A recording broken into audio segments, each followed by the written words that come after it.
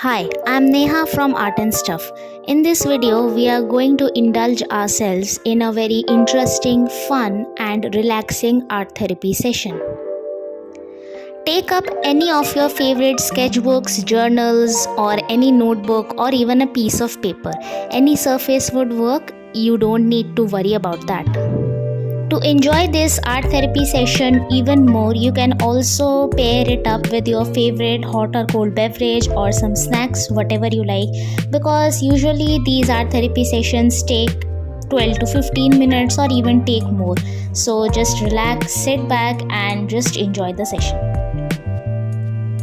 You can choose gel pens, ball pens, any colored pens, pencils, pencil colors, paints, markers, sketch pens, or anything that you like.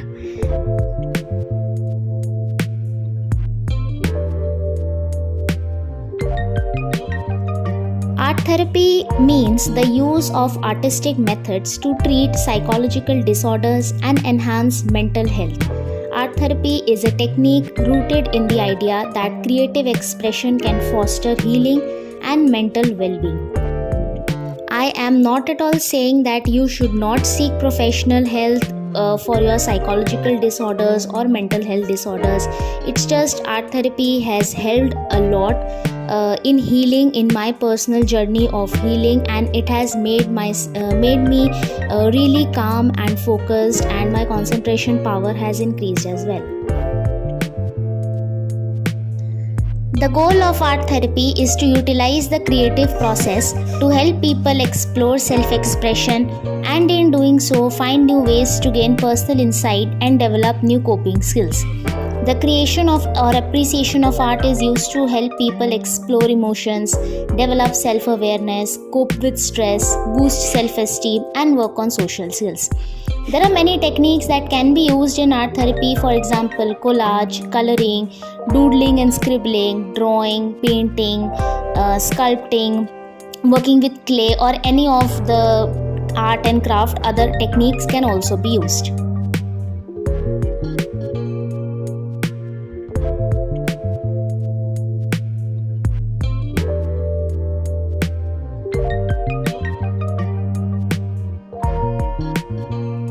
There are many benefits of art therapy. According to a 2016 study published in the Journal of the American Art Therapy Association, less than an hour of creative activity can reduce your stress and have a positive effect on your mental health, regardless of the artistic experience or talent. So for art therapy, you really don't need any art background or any art experience, and in my art therapy episodes I upload one video every month for art therapy, in which we discover different patterns and different doodling patterns which can be drawn by anyone with any supplies they have.